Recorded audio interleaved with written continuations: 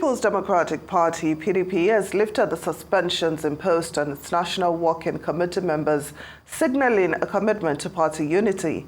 PDP Governors Forum Chairman and Bauchi State Governor Bala Mohammed confirmed the decision on Tuesday at the Nnamdi Azikiwe International Airport in Abuja, following a two-day virtual meeting of PDP governors.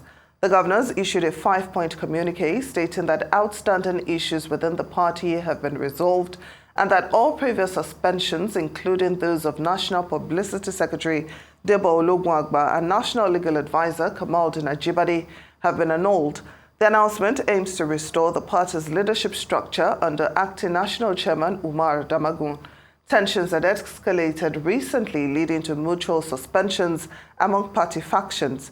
However, Mohammed emphasized the importance of unity, stating, and I quote, "We wish to reaffirm that there is no faction in the PDP," end of quote.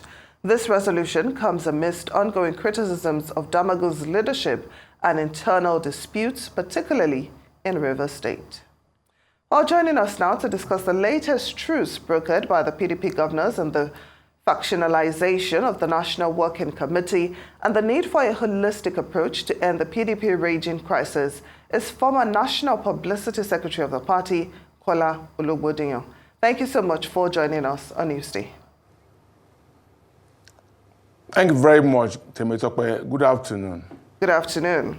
So, first of all, I'd like to know your thoughts, on this truce brokered by PDP governors. Would you say it's a step in the right direction, or are they simply postponing doomsday, seeing as the critical issues are yet to be addressed? Well, thank you, Temitope, once again. Well, the truce by the PDP Governors Forum is a step in the right direction because it has simmered the tension in the party.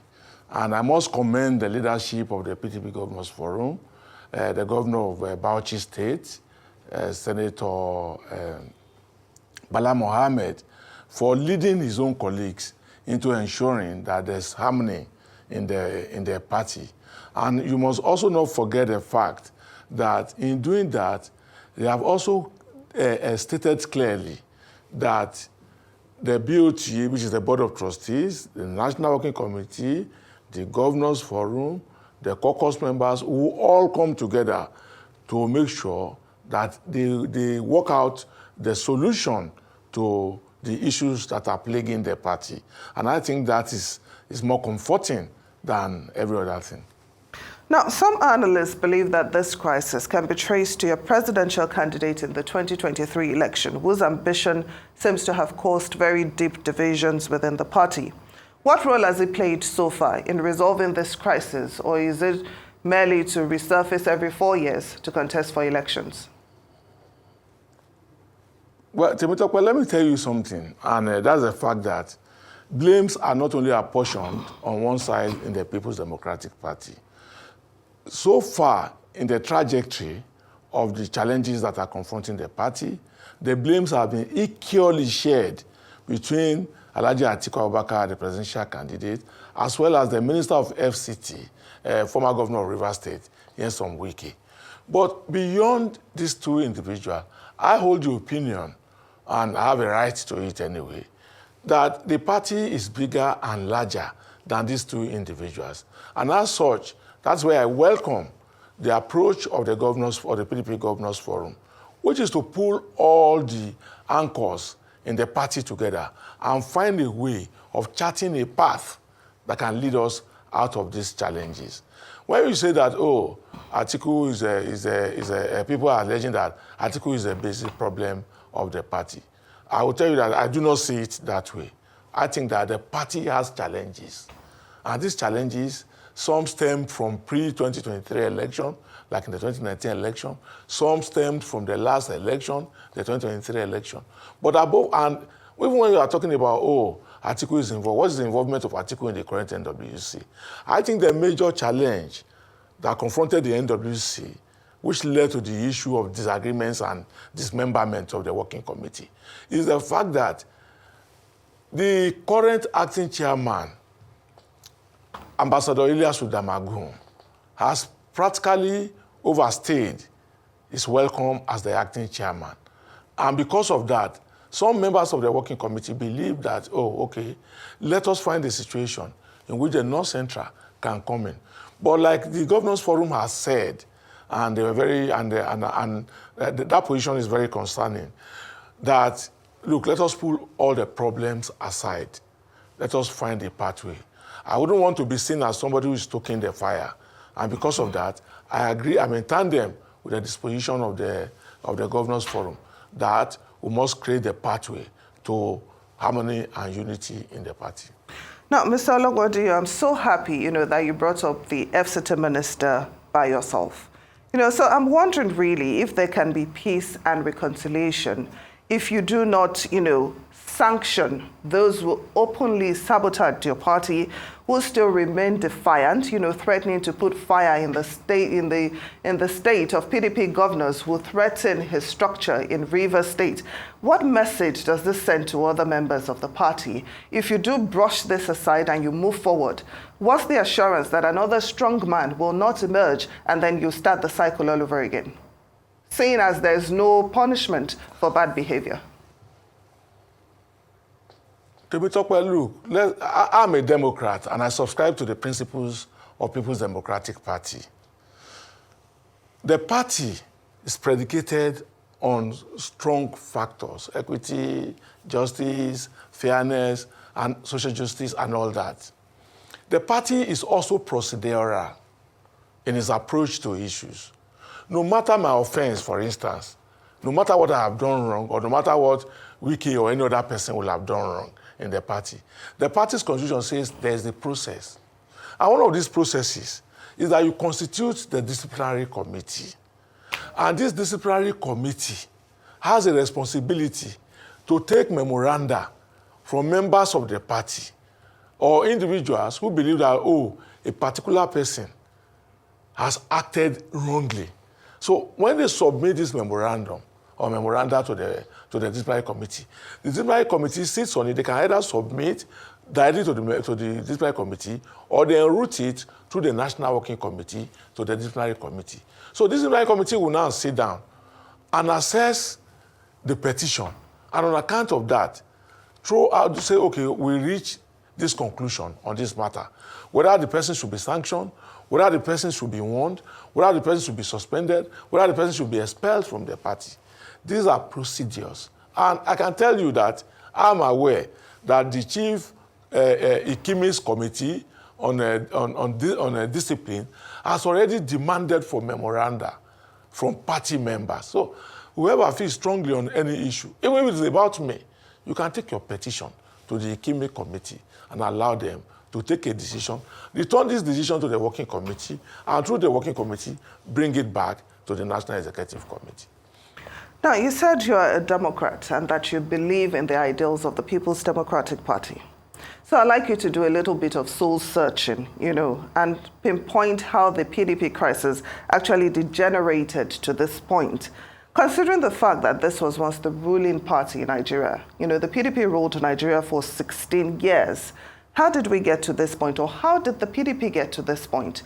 Do we blame members' character? Do we blame your constitution? What would you say caused this problem, and how can it be resolved? I think basically it's about the character of the individuals who are in the leadership. I normally say it that the Constitution of the People's Democratic Party, 2017 as amended, is a complete book. Or if you look at it, maybe it's a complete work of law that should guide the party. There's no situation that can occur in the party that the Constitution of the People's Democratic Party, 2017, as amended, does not find a way out for. I don't think there's any issue. So, for instance, the current issue that has led us to where we are now, in spite of all that had happened in the time past, the current issue, and with apology to the Governors Forum, because I don't want to be seen as going out of the communique of their meeting. But with due respect to that, the issues are very clear. They are basic, they are unambiguous. And what are these issues? Ambassador Damagum became an acting chairman by the virtue of the fact that Senator Iyorchia Ayu was suspended. Senator Iyorchia Ayu was elected at a convention on the basis of the zoning of the national chairman to the North Central. Section 47(6) of the Constitution says that where the chairman, like in this circumstance, or any other officer of the party ceases to exist, not as in by life, but as by membership of the leadership of the party, that the executive at that level, in this situation, Iyorchia Ayu was the national chairman, so the executive at his level, which is NWC and the NEC, must bring forth a nomination as submitted from that zone where he comes from, as a replacement to the person who has left that office. But it is strange that the same process which produced Ambassador Damagum is now being abused. The very constitution which elevated him to the position of the acting chairman is now being abused. And people are now going to court to say, oh no, they can't remove him, oh, they can do that. So it's totally strange. So if you look at the immediate challenge, immediate cause of the current challenge of the party, that is what has brought us to where we are. But if we look at, the character of members, the challenges of election, which are the remote causes, because you have remote and you have the immediate cause, which are the remote causes of the challenge. Those ones are also there. But I believe, like Prince Uche Secondus, as chairman of the working committee that I belong to, where I serve, he will always tell us at meetings, if we follow the constitution of our party, we will not have problem. But as much as we want to go out of that constitution and begin to act as strong personalities in the party, in a responsibility that has been assigned to us to guide, we are going to fail. So I think the inability of the current leadership to apply themselves to the basic tenets of the Constitution has generated the issues and the challenges that we are confronting. But like I said earlier on, I want to thank the chairman of the Governors Forum, PDP Governors Forum, Senator Bala Mohammed, for being patriotic towards the party and for not fighting for the self, but for looking at the issue of our nation. Because if PDP goes down, then we are confronted as a people, as a nation, by a one-party situation. And for us not to find ourselves in an eventuality of a one-party situation, Nigerians, irrespective of their membership of the People's Democratic Party or not, must rise to this occasion and urge the PDP to do what is right. And if you ask me what is right, let Ambassador Damagum revert to his original position as Deputy National Chairman and let the North Centre bring forth a replacement for Ayu. This matter is this simple. And I believe that with the leadership that Senator Bala Mohammed has provided, we can get there. Now, some analysts believe this crisis can be described as the battle for the soul of the PDP, ahead of 2027. But with one of the combatants having formed an alliance with the APC, what danger does this portend for Nigeria's democracy? And how is the PDP responding to this? Well, to me, even the battle for the soul of 2027, for the soul of the party in 2027, isn't it too early? Because we must understand one thing. Politics is life, by my own understanding of it. And things happen, changes happen, situations happen as we proceed by the day. So even if today you say, you are in charge, you are the owner, what if tomorrow some other owners come up and say that, no, we can't give you the soul of the party? So these are the issues. I think we should be guided in our actions as members of the People's Democratic Party, as leaders of the People's Democratic Party, as stakeholders of the People's Democratic Party. We need to be guided by our actions. So the battle for the soul of the PDP, now as we are speaking now, where is the election?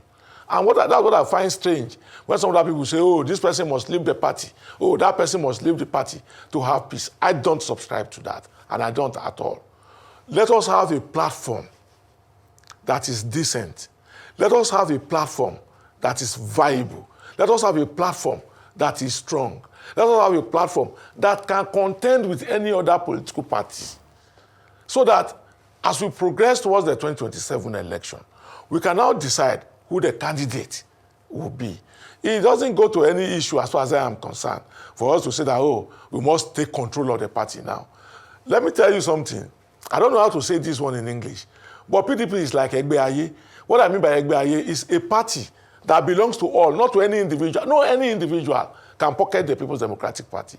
You will try, but when the challenge confronts you, you will know that you do not have the capacity to take over the party as an individual. And that is a fact, whether we want to accept it or not. PDP is like a world party, which ownership is cut across all segments, whether you are a youth, whether you are an elder, whether you are Yoruba, whether you are Igbo, whether you are Hausa, all of us converge on that platform. And for any individual to say that, oh, he's seizing that platform, it's a challenge. Well, I like your optimism.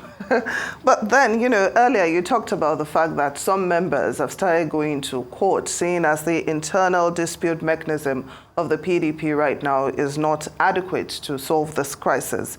I'd like you to assess the role the judiciary has played so far. Would you say that you can find maybe a bit of reprieve or maybe justice, from the judiciary? Well, with due respect to the judgment that says that we cannot remove Ambassador Ilyasu Damagum as acting chairman, nobody is trying to remove Ambassador Ilyasu Damagum as acting chairman. That is a fact. Ambassador Ilyasu Damagum became the acting chairman by virtue of being the deputy national chairman from the northern region. You understand? Which was microzone to his own geopolitical zone, because the party's constitution recognizes area and geopolitical zone. There's nothing like northern zone, northern region, and there's geopolitical zones. And that is why, if you look at the constitution of the party, it provided for 6 national vice chairmen, each coming from a geopolitical zone.